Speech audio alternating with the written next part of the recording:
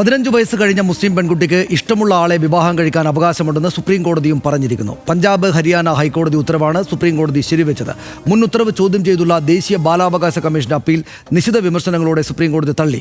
ഹൈക്കോടതി ഉത്തരവ് ചോദ്യം ചെയ്യാൻ ബാലാവകാശ കമ്മീഷന് എന്ത് കാര്യമെന്ന് കോടതി ചോദിച്ചു.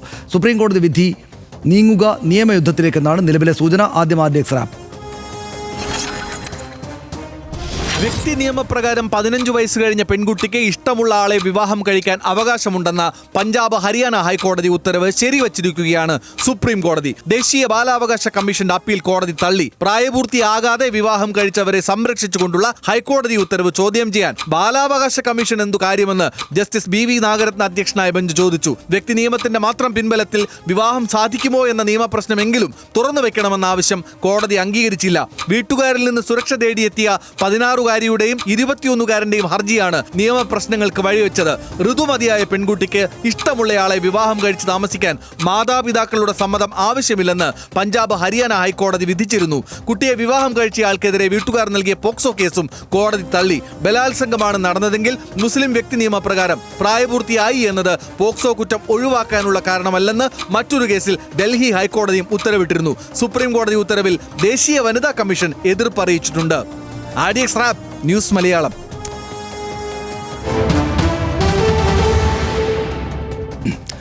വേഗത്തിൽ വിശദാംശങ്ങൾ പരിശോധിച്ച് വരാം. 15 കഴിഞ്ഞാൽ കല്യാണം എന്നതാണ്. 15 വയസ്സ് കഴിഞ്ഞ മുസ്ലിം പെൺകുട്ടിക്ക് ഇഷ്ടമുള്ള ആളെ വിവാഹം കഴിക്കാമെന്നാണ് കോടതി പറഞ്ഞിരിക്കുന്നത്. ഇതിന് മുസ്ലിം വ്യക്തി നിയമപ്രകാരം അവകാശമുണ്ടെന്ന് കോടതി ചൂണ്ടിക്കാട്ടി. പഞ്ചാബ്, ഹരിയാന ഹൈക്കോടതി ഉത്തരവ് ശരിവെക്കുകയായിരുന്നു സുപ്രീം കോടതിയും ചെയ്തത് എന്നാണ് നമ്മൾ കാണുന്ന. ഉത്തരവ് ചോദ്യം ചെയ്തുള്ള ദേശീയ ബാലാവകാശ കമ്മീഷന്റെ അപ്പീൽ തള്ളുകയായിരുന്നു സുപ്രീം കോടതി. കമ്മീഷൻ എന്താണ് കാര്യമെന്ന് ചോദിച്ചു. ദേശീയ ബാലാവകാശ കമ്മീഷനോട് രൂക്ഷമായി വിമർശിച്ചു സുപ്രീം കോടതി. ഹൈക്കോടതി ഉത്തരവ് ചോദ്യം ചെയ്യാൻ ബാലാവകാശ കമ്മീഷൻ എന്താണ് കാര്യം എന്ന് കോടതി ചോദിച്ചു എന്നതാണ് കാണുന്നത്. നിയമപ്രശ്നമെങ്കിലും തുറന്നു വെക്കണം എന്ന കമ്മീഷന്റെ ആവശ്യം തള്ളുകയാണ് ഉണ്ടായത്. നിയമപ്രശ്നം ബാക്കി നിൽക്കുന്നില്ല, ഉചിതമായ കേസിൽ ഉന്നയിച്ചു കൊള്ളാനും നിർദ്ദേശം നൽകുകയാണ് ചെയ്തത്. 16-കാരിയുടെയും 21-കാരൻ്റെയും വിവാഹം നടന്നത് 2022-ലാണ് ഈ കേസിന് ആധാരമായ സംഭവം. ഹൈക്കോടതി ഇരുവർക്കും അനുകൂലമായ വിധി പുറപ്പെടുവിച്ചു. സംരക്ഷണം ഒരുക്കുകയാണ് ഹൈക്കോടതി ചെയ്തത്.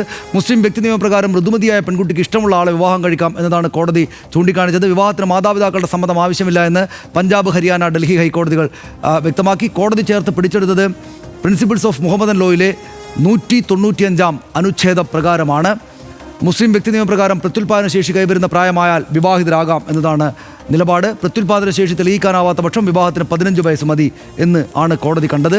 15-കാരിയെ വിവാഹം കഴിച്ചയാൾക്കെതിരെ വീട്ടുകാർ നൽകിയ പോക്സോ കേസ് തള്ളുകയും ചെയ്തു. സുപ്രീം കോടതി വിധി നീങ്ങുക നിയമയുദ്ധത്തിലേക്കാണെന്നാണ് ശരിയാം വിധമുള്ള സൂചന. രാജ്യത്തെ നിയമമനുസരിച്ച് പെൺകുട്ടികളുടെ വിവാഹപ്രായം 18 വയസ്സാണ്. ബാലവിവാഹ നിരോധന നിയമം ഇവിടെയുണ്ട്. അങ്ങേയറ്റം ശരിയില്ലാത്തൊരു നിലപാടായിട്ട് എനിക്ക് ഹൈക്കോടതികളുടെ നിലപാടിനെ തോന്നി. സുപ്രീം കോടതി പക്ഷേ ശരിവെക്കുകയാണ് ചെയ്തത്. 18 വയസ്സിൽ താഴെയുള്ള ആരും, ഒരു പെൺകുട്ടിയോ ആൺകുട്ടിയോ ആവട്ടെ,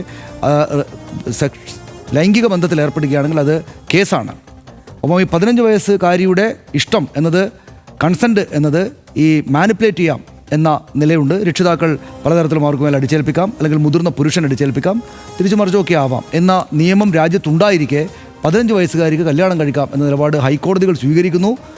സുപ്രീം കോടതി അതിനെ അനുകൂലിക്കുന്നു, ബാലാവകാശ കമ്മീഷനെ വിമർശിക്കുന്നു. അങ്ങേയറ്റം അത്ഭുതപ്പെടുത്തായി. അല്ല, പല രാജ്യങ്ങളിൽ പലതാണ് നിയമം. ഇപ്പോൾ 16 വയസ്സിലൊക്കെ വിവാഹം കഴിക്കാമെന്ന് ചില വികസിത രാജ്യങ്ങളിലടക്കം ആ നിലയ്ക്കുള്ള, ഇതിപ്പോൾ പുരുഷൻ്റെ പ്രായമല്ല കേട്ടോ, സ്ത്രീകൾക്ക് ആ നിലയ്ക്ക് പ്രായം കിടന്നാൽ വിവാഹം കഴിക്കാമെന്ന തരത്തിലൊക്കെയുള്ള നിയമങ്ങളുണ്ട്. അത് ഓരോ രാജ്യങ്ങൾ ആ രാജ്യത്തെ സാഹചര്യങ്ങളും കാര്യങ്ങളും ഒക്കെ വെച്ച് ഇവർക്ക് ലഭിക്കേണ്ട വിദ്യാഭ്യാസം, ഇവരുടെ ശാരീരികാവസ്ഥ, ഇങ്ങനെ പല കാരണങ്ങൾ കൊണ്ട് തീരുമാനിക്കുന്നതാണ്. പക്ഷേ സമീപകാലത്ത് ഉണ്ടായിട്ടുള്ള ഒരു പ്രശ്നം, ഈ പ്രത്യേകിച്ച് ഈ വളരെ പിന്നോക്കം നിൽക്കുന്ന സമൂഹങ്ങൾക്കിടയിൽ, സാമ്പത്തികമായും സാമൂഹികമായും പിന്നോക്കം നിൽക്കുന്ന വിഭാഗങ്ങൾക്കിടയിൽ പ്രത്യേകിച്ച് ഈ പോക്സോ കേസിൽ ഉൾപ്പെടുന്ന ആൺകുട്ടികളുടെ എണ്ണം വല്ലാതെ വർദ്ധിച്ചു എന്നുള്ളത് ഒരു വാസ്തവമാണ്.